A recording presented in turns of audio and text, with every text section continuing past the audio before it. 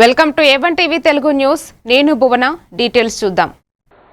రంగారెడ్డి జిల్లా అత్తాపూర్ సర్కిల్ పరిధిలోని ఒక హోటల్లో deputy commissioner Sammaiah, food inspector సౌమ్యారెడ్డితో కలిసి ఆకస్మిక తనిఖీలు నిర్వహించారు.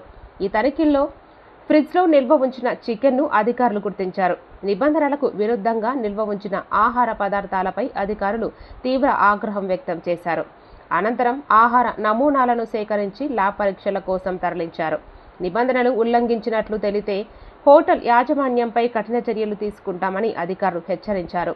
ప్రజల ఆరోగ్యంతో చెలగాటం ఆడితే సహించబోమని, ఇలాంటి ఆకస్మిక తనిఖీలు నిరంతరం కొనసాగుతాయని తెలిపారు.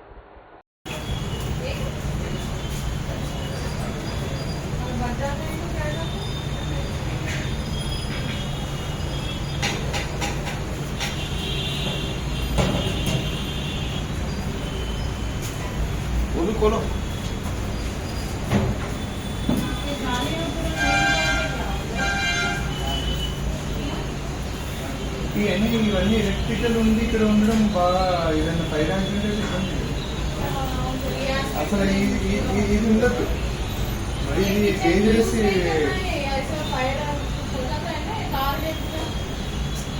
ఇందులో ఏదైనా ఫైర్ వచ్చినప్పుడు దాని తగ్గితే ఏంటంటే మొత్తం ఫైర్ యాక్సిడెంట్ అయిపోతుంది.